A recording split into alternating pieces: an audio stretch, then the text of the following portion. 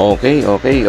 Hello guys, isang mapagpalang umaga ngayong araw na to. Nandito po tayo ngayon sa Talisay, Batangas. Siyempre, shoutout kay Sir Boy Amando Perez. Yan, maraming salamat sa inyo sa pagtulong at pagtangkilik ng aking YouTube channel. At ngayong araw na to, nandito tayo kila Aaron Salazar at gagawin yung TV nila. Siyempre, shoutout kay Kuya Lito Salazar. Yan, sa LRT.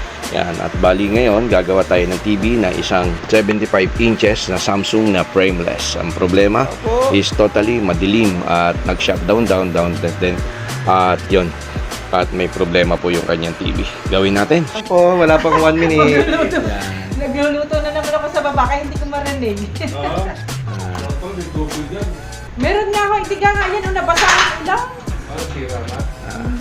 Teka, kailan ba din yung TV na yan? Ha? Kailan yung binili? May isang taon na? 2 taon na. Dalawang taon na. Wala na warranty, no? Laki. 75 yan, mas malaki yun. Anong nangyari po? Bigla na lang na ano. Samsung? Unti-unti siyang nawawala. Kaya hanggang ngayon pala nakasaksak pa rin hanggang Oo, ngayon. yan, nakasaksak. Paano? Oo. Surang standby yan. Matagal na po ito na stock. Hindi naman ho. Siguro mga... Yan, naka-ano siya naka-indicator light pa rin siya hanggang ngayon. Hindi, sa amin, nakailaw talaga yun. Yan, ang problema natin dito. Yan. Sensitive to. Frameless siya. Ito ay walang frame. Yan. Ay, di pala bigla ng pag-ano yan? Blackout? Hindi, unti-unti siya. Lumiliit yung tao, gumagano. Yung karton po nito, nasan po? Ha? Yung karton niya.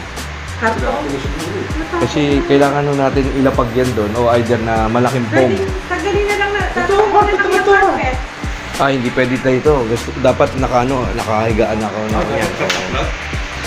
Karton? Parang ako, sige ako, parang meron. Parang nandito pa karton. Yung malaki niya. Ganito ka lang kayo? Okay, yan. Kung titingnan niyo po, yan lang po yung portion niya na maliwanag at yung iba wala. Totally blackout na. Okay. Bali yan, naghahanda po tayo ng paglalapagan ng TV kasi delikado, sensitive po. At yan. At maglalagay rin tayo ng foam dyan para secured at talagang safety yung ating gagawin na TV o unit.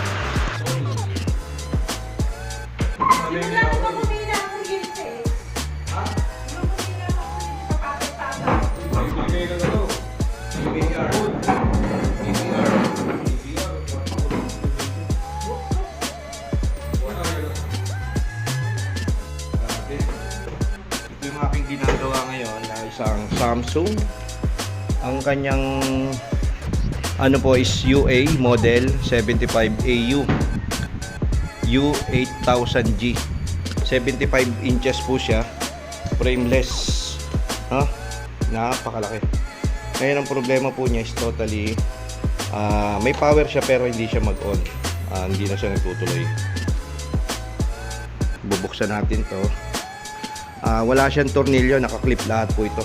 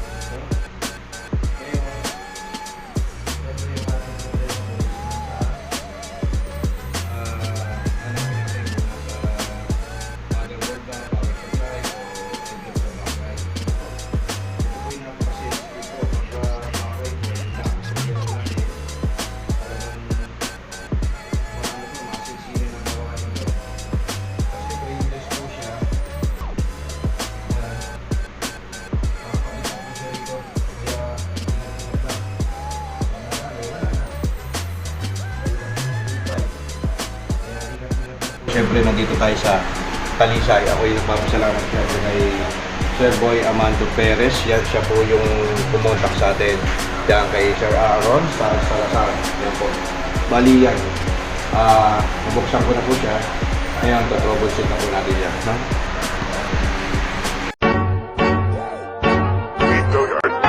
I got some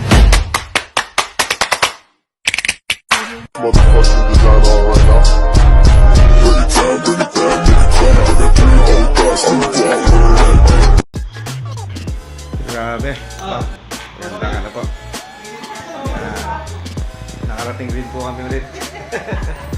Pinagawa design. Nakatawag na niyo sa atin. Oo. Katatawag ko lang ako. Akala ko nandun ho. Doon ko kayo pumunta. Eh pagdating ko wala pala. Ay siya, dumiretso na kayo. Ay siya.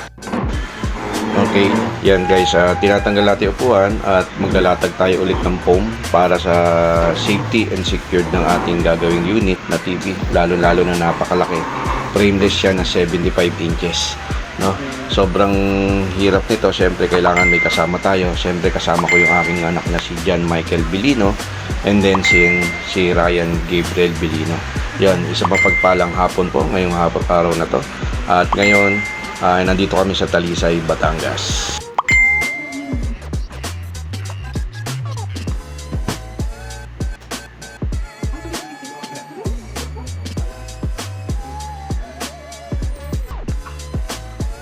Bali yung ginawa namin is tinanggal namin dito kasi kasama to, frameless. Ito kasama yung pinaka frame niya sa pagkalas. Siyempre ito walang tornilyo. Ingat-ingat lang sa pagkalas talaga nito. Possible na pwedeng mag-crack o either na magka-damage. Tapos to, yung pinaka top board niya, yung flakes, titape namin to para hindi sumabit o either na magka-problema itong flakes niya. Yung side, yung pinaka top hook niya. Okay, pag nakalas na, yun. Madali na siyang malaman natin yung backlight niya, kakalasin na natin siya.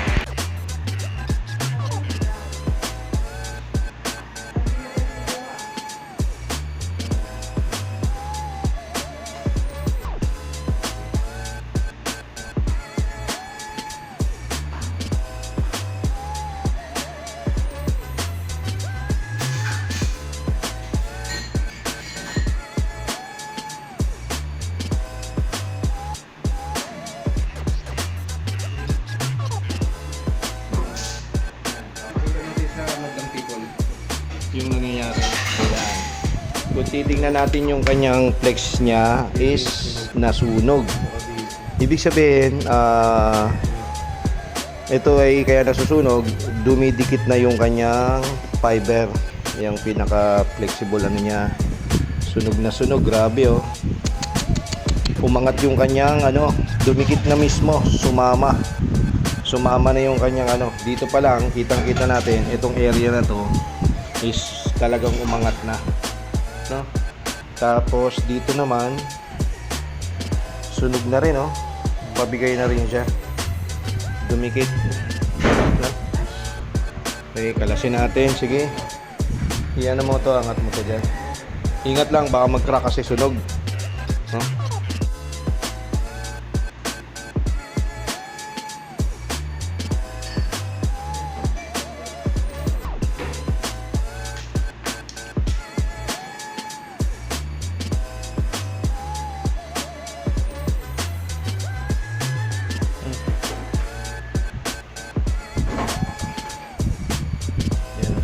Sunog to, grabe. Sunog na.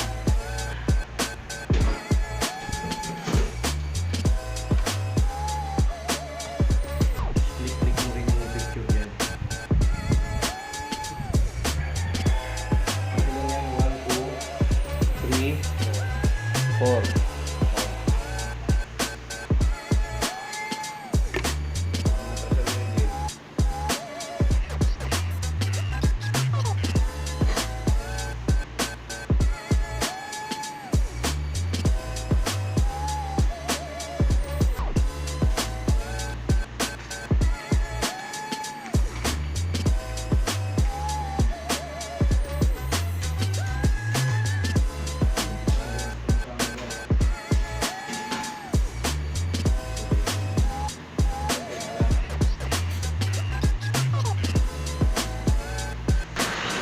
Okay, ito, kailangan namin pagtulungan para matanggal tong kanyang reflectorized fiber. Yan, medyo mahirap kasi kailangan talaga kasi pag yan ay pwede mag-crack kasi naluto na rin siya. Yan grabe. Talagang napakalaki niyan. Then tinanggal namin, dumikit talaga yung pinaka niya, yung edge type niya na backlight, dumikit na. Kaya yan, tatanggalin na namin 'to.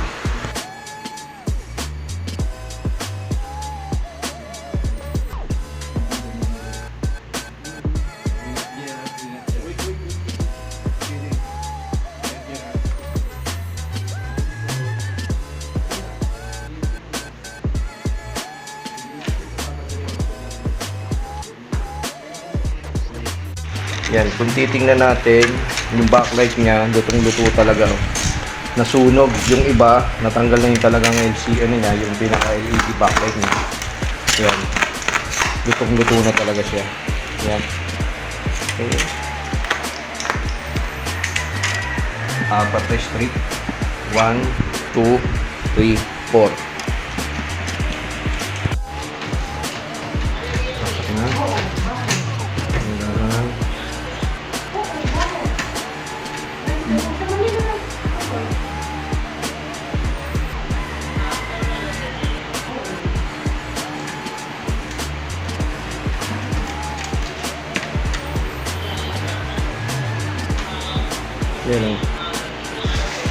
Yan yung iba, titingnan natin, kurap-kurap na. Yan. Wala na yung iba, pundi na, pundi. Ibig sabihin, pag ganyan, nag-change value resistance na siya, yung kanyang driver backlight, mag-abnormal na, minsan tumataas na yung supply. Kaya, bumibigay na rin yung iba. Yan, wala talaga to.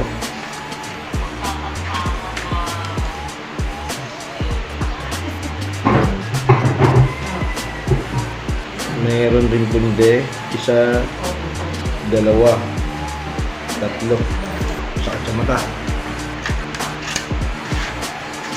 Dito naman, wala na talaga, totally busted.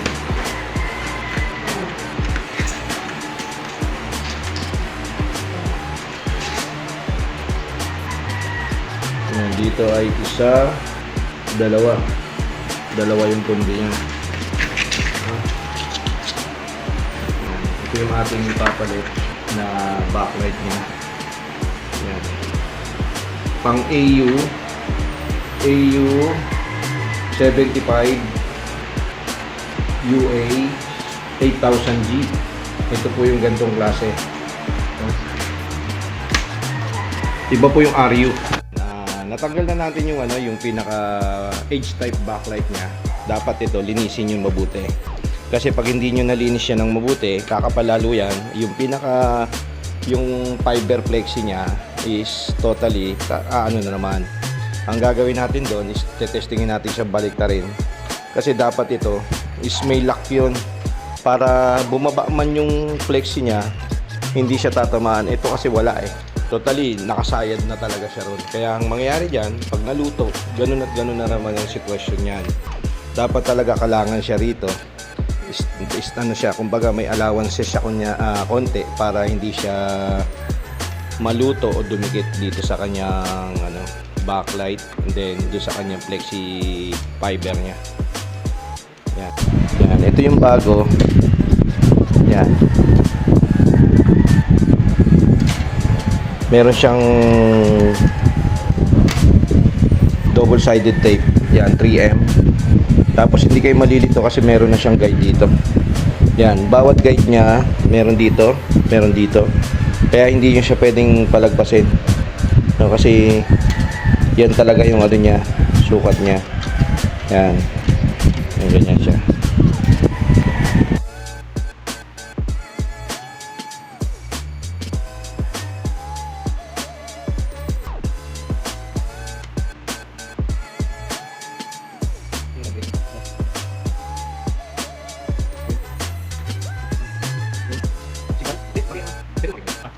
Nakikabit na natin yung pinaka edge type backlight niya. Yan. Kung titingnan natin, Kailangan lapat na lapat yan. Ngayon, sunod natin yung kanyang flexi cable niya, yung fiber niya. No? Yan. Bali, ang gagawin natin, babalik rin natin para yung dito is clear. Dito kasi totally, yan o, walang-wala na talaga. Niluto na. At totally ano na eh. Ngayon, ang gagawin natin, ito kasi meron tong ano eh, yung ano niya yan, no? Yan. Totally ano na to eh. Tatanggalin natin to para dito na tayo mag-aano ng reflect niya papunta rito sa taas na to. No? Okay.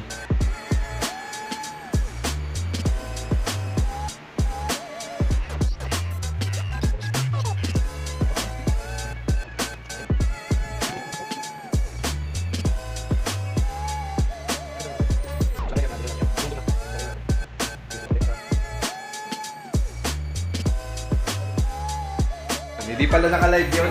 Yan, yung aking kaibigan ng Mr. Pogi. Amando Perez. Kung titingnan natin yung kanyang stopper, yung ano na eh, lumambot. Kaya yung pinaka ano, dumikit. Ngayon, binaliktad natin siya. Ito yung dati niya dito, sa kabila. Nilagay naman natin dito. Para magkasya, tinanggal natin to. Kasi totally, lalo siyang gigipitin dito. Kaya yan. Ano na siya. Yan. Ang backlight po niya, ayun. Pakita mo yung backlight. Yan. Yan ang backlight. Yan. 4 yan. 1, 2, 3, 4. No? Dito wala. Wala siya. Sibubalat rin. Nag-ano siya, nagre-reflect lang siya. Okay, kakabit na natin yung pinaka-frame niya.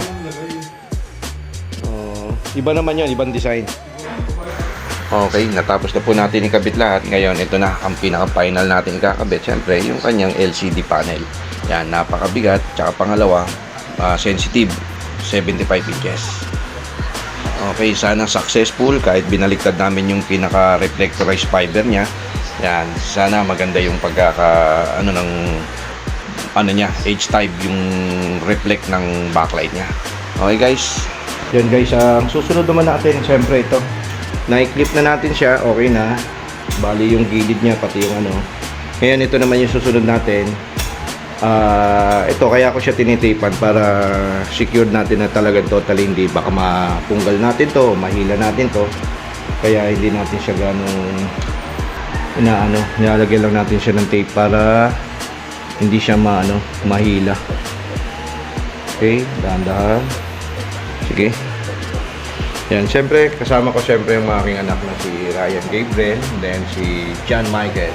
Yan ang aking katuwang sa paggagawa.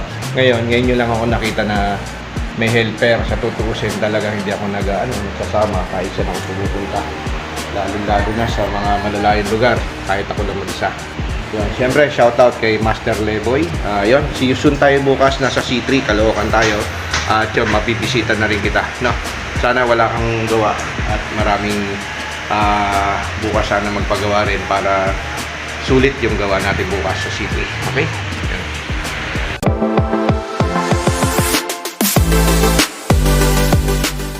Yan, naikabit na natin yung ano niya. Ngayon, tetesting na muna natin siya bago natin siya nakataob yan. Sige. Testing.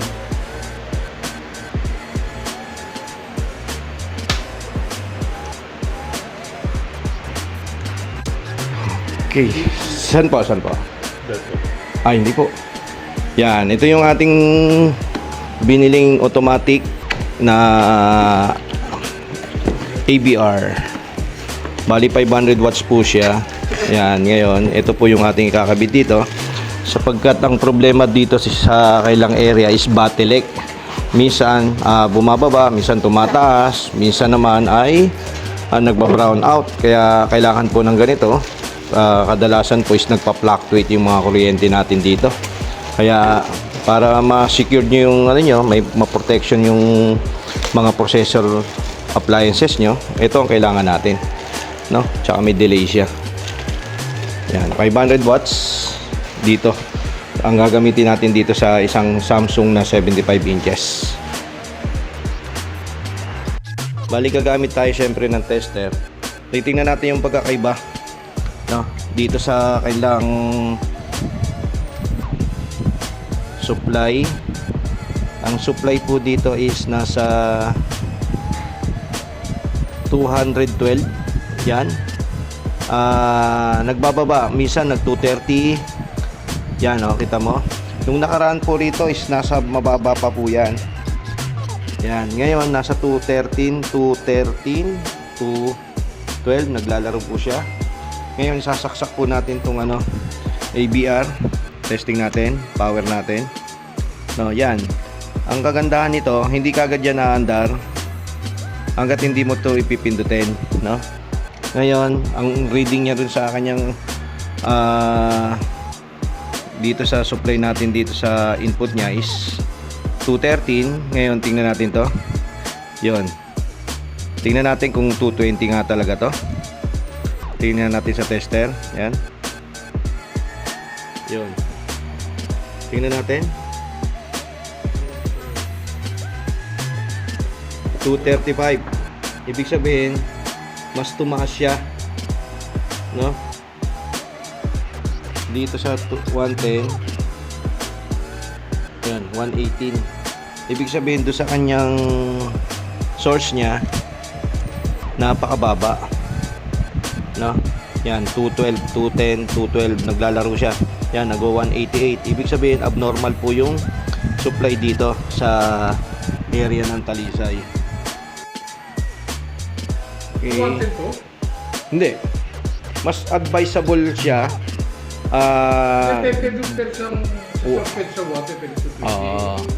Ang kagandahan kasi nito, oo, ayan, okay na siya. Ayan, kung titingnan natin, buong-buo na po yung kanyang ilaw. Ayan, okay na siya. Ngayon, hindi pa natin nakikita talaga yung totally kasi binaliktad natin yung pinaka fiber flexi niya. Ngayon, saan na is buong-buo yung ano niya. Kasi mahirap magkabit, no? Tingnan natin kung clear na clear dito sa taas. Yun, tingnan natin. Ngayon, kakabit na natin sa kanyang screen.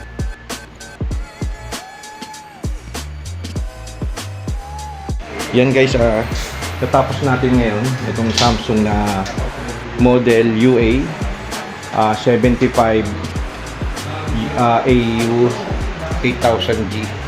Yan, isang 75 inches na frameless. Ngayon, nagpalit tayo ng backlight. Yan, testing natin. Ngayon, ito yung ating kinabit na isang ABR. Yun, yung ABR niya. Yun, oh.